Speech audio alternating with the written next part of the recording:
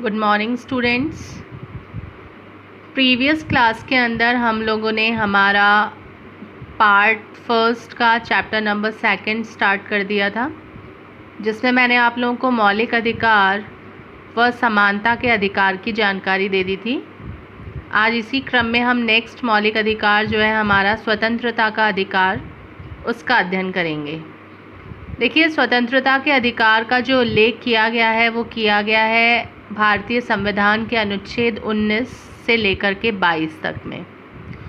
और भारत का जो मूल संविधान था उसमें 7 प्रकार की स्वतंत्रताएं भारतीय नागरिकों को प्रदान की गई थी, लेकिन 44वें संविधान संशोधन द्वारा संपत्ति संबंधी स्वतंत्रता के अधिकार को समाप्त कर दिया गया है। ये मैंने आप लोगों को कल भी बताया था। और वर्तमान में जो भी स्वतंत्रताएं नागरिकों को प्राप्त हैं वो निम्न हैं। सबसे फर्स्ट है विचार और अभिव्यक्ति की स्वतंत्रता। देखिए, भारत में सभी नागरिकों को विचार अभिव्यक्त करने व भाषण देने की स्वतंत्रता है। जो प्रेस की जो स्वतंत्रता है वो भी इसी के अंदर सम्मिलित है। प्रेस की स्वतंत्रता मतलब मीडिया। और आप किसी भी प्रकार का कोई भाषण दे सकते हैं, कोई लेख जो है वो लिख सकते हैं, लेकिन इस बात का आपको ध्यान रखना है कि जो भी विचार आप व्यक्त करेंगे वो भारत की प्रभुता और अखंडता के विरोध में नहीं होने चाहिए, या आप कोई ऐसा भाषण नहीं दे सकते हैं जो कि अपराधों के लिए उत्तेजित करता हो या जिससे न्यायालय की अवमानना होती हो। तो ऐसा कोई भी विचार जो है वो आपके द्वारा व्यक्त नहीं किया जा सकता है। तो इस प्रकार से इस स्वतंत्रता पर कुछ प्रतिबंध जो हैं वो भी लगाए जा सकते हैं। ठीक है। नेक्स्ट जो स्वतंत्रता आती है आपकी, वो आती है शांतिपूर्ण और निरायुध सम्मेलन की स्वतंत्रता। मतलब इसके अंतर्गत ये बताया गया है कि नागरिक जो है वो बिना अस्त्र शस्त्रों का प्रयोग किए हुए शांतिपूर्ण तरीके से सम्मेलन कर सकते हैं, लेकिन अगर सार्वजनिक सुरक्षा को कोई बाधा उत्पन्न हो रही है उस सम्मेलन से तो उसको प्रतिबंधित किया जा सकता है। ठीक है। नेक्स्ट है संघ व परिसंघ बनाने की स्वतंत्रता है। सभी नागरिक जो है उनको समुदाय और संघ का निर्माण करने की स्वतंत्रता दी गई है, लेकिन इस पर भी देश के हित में प्रतिबंध लगाया जा सकता है। भारत के किसी भी क्षेत्र में निवास करने की और बसने की स्वतंत्रता है। आप अगर भारत के नागरिक हैं तो आप अपनी इच्छा अनुसार स्थायी तौर पर, अस्थायी तौर पर कहीं पर भी निवास कर सकते हैं, कहीं पर भी बस सकते हैं। साथ ही साथ आपको भ्रमण करने की भी स्वतंत्रता है, आप कहीं पर भी घूम फिर सकते हैं। ठीक है। इसमें पहले जम्मू कश्मीर का उदाहरण दिया जाता था, क्योंकि जम्मू कश्मीर के अंदर हम घूमने तो जा सकते थे, लेकिन कश्मीर के अंदर बसना जो है या निवास करना जो है वो पॉसिबल नहीं था स्थायी तौर पर।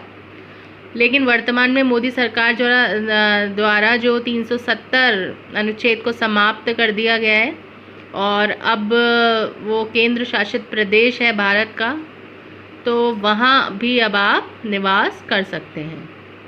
नेक्स्ट जो स्वतंत्रता है वो है वृत्ति, आजीविका या कारोबार की स्वतंत्रता है।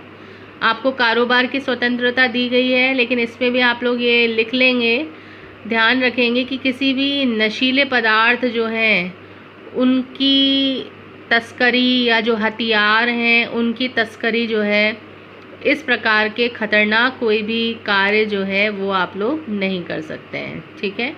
तो ये स्वतंत्रताएं थी 19 के अंतर्गत। अब हैं इनके अलावा कुछ व्यक्तिगत स्वतंत्रताएं जो हैं वो भी नागरिकों को दी गई हैं, जिसमें सबसे फर्स्ट है अपराधों के लिए दोष सिद्धि के संबंध में संरक्षण।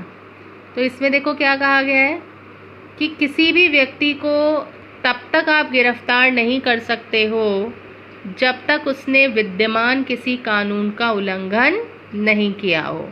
मतलब आप किसी व्यक्ति को कब तक उस समय तक अपराधी नहीं ठहरा सकते जब तक कि उसने उस समय में विद्यमान किसी कानून का उल्लंघन नहीं किया हो। ठीक है। नेक्स्ट प्राण और देह की स्वतंत्रता है। देखिए, नागरिकों को यह अधिकार दिया गया है अनुच्छेद 21 के अनुसार कि किसी भी स्थिति में उनके प्राण और उनके देह की स्वतंत्रता को सीमित नहीं किया जा सकता है। पहले के टाइम पे क्या होता था, जब आपातकालीन स्थिति लगती थी तो ये माना जाता था कि व्यक्ति जो है उससे इम्पॉर्टेंट देश की सुरक्षा है, लेकिन अब ऐसा माना गया है कि अगर आपातकालीन स्थिति है तो भी व्यक्ति के इस अधिकार को, इस स्वतंत्रता को सीमित नहीं किया जा सकता। ठीक है। नेक्स्ट है, कुछ दशाओं में गिरफ्तारी व निरोध से संरक्षण।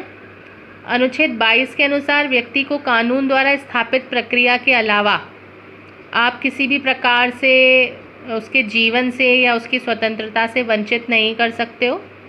इसको कुछ बिंदुओं के माध्यम से स्पष्ट किया गया है। देखिए, सबसे फर्स्ट, किसी भी व्यक्ति को गिरफ्तार करने के 24 घंटे के भीतर नज़दीकी न्यायालय में प्रस्तुत करना आवश्यक होता है।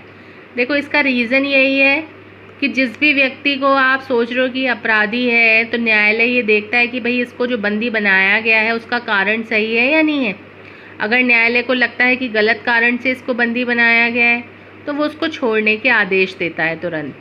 तो 24 आवर्स के अंदर उसको प्रेजेंट करना कोर्ट के अंदर ज़रूरी होता है। ठीक है।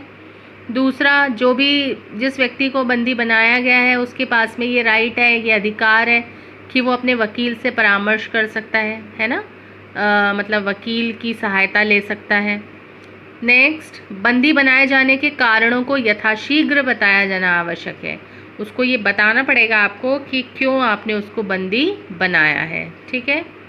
तो ये जो अधिकार है ये भारत में निवास करने वाले विदेशी शत्रु जो हैं या फिर निवारक निरोध अधिनियम के तहत गिरफ्तार किए हुए व्यक्तियों पर लागू नहीं होता है।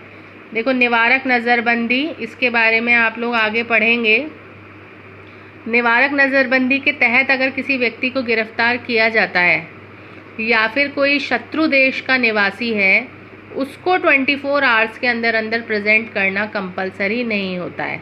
निवारक निरोध जो होता है इसके अंदर शक के आधार पर लोगों को गिरफ्तार किया जाता है और इस आशंका से गिरफ्तार किया जाता है कि ये अपराध ना करें। मतलब अगर पुलिस को ये लगता है कि ये व्यक्ति अपराध करने वाला है तो उस अपराध को रोकने के हिसाब से उसको शक की बिना पर गिरफ्तार किया जा सकता है।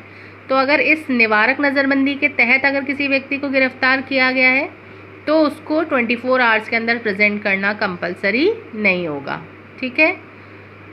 तो ये यही है, निवारक निरोध का अर्थ दे रखा है आगे कि बिना किसी न्यायिक प्रक्रिया के नज़रबंदी ये अपराध के लिए दंडित करने की नहीं बल्कि अपराध को रोकने की प्रक्रिया होती है। ठीक है। तो इस प्रकार से ये आपका पॉइंट हो गया है। नेक्स्ट आपका जो अधिकार आता है वो आता है शोषण के विरुद्ध अधिकार। इसका जो उल्लेख किया गया है वो किया गया है अनुच्छेद 23 और 24 में।